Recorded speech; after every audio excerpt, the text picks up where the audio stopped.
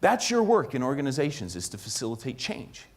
And facilitating a workshop is one tool in your toolbox to facilitate change, but it can't be your only tool. Because if everything you have if all you have is a hammer, what's the saying? Right? Everything's a nail. So we got a problem? Okay, let's facilitate a workshop. And that can't be our approach, right? If we're going to work with an outward mindset as facilitators in our organization. Now, what I don't want to suggest is that a workshop is not a valuable thing. And I had to learn this lesson myself. When I first came to Arbinger, I had a bias against training. Now, it wasn't that I didn't think training was valuable, but of the toolbox, the tool set that you can have to facilitate change in an organization, I thought that there were other things that would move the needle more quickly than training. And at about that time, I went down and I was the person on the other side of the camera when Louise was telling the stories that you now see in the training videos in day 1 and day 2.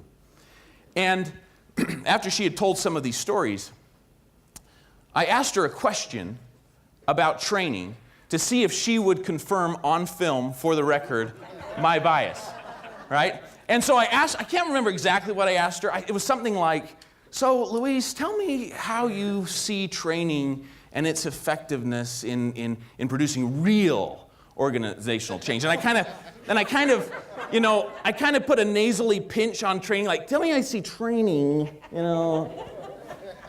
And I'll never forget her answer. Immediately she said, Mitch, training is synonymous with teaching. Don't forget that. Training is about learning. This is how people gain knowledge. Training is so incredibly valuable. We should never discount its value in organizations. I don't think she really knew where my question was coming from.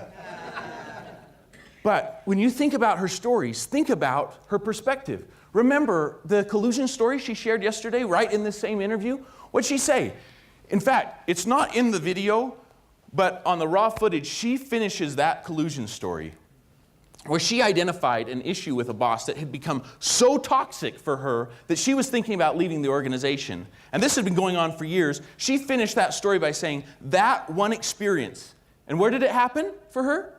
In a training, right? Was the most valuable learning experience of her entire career. And I learned within about 3 minutes of this interview that Louise was so much smarter than I would ever be that I just decided I was going to believe anything she said. So I believe that. Now, there's probably very few like me, probably none, but it also could be the case on a very simple level that I might get disconnected from the outside triangles of those I'm trying to help in delivering a training or a workshop because I'm just worried about me. Right? I'm just worried about how this is going to go, how I'm going to look. I want to make sure that this is impressive. Right? Can I be focused on being impressive and being helpful at the same time? No, it's like oil and water. They're mutually exclusive. So all of these great insights. Okay, keep thinking about that as we go throughout the rest of this morning and introduce you to some tools. How do I begin to work on this? The outside triangles, really become an expert? And then how do I leverage the various tools at my disposal to help?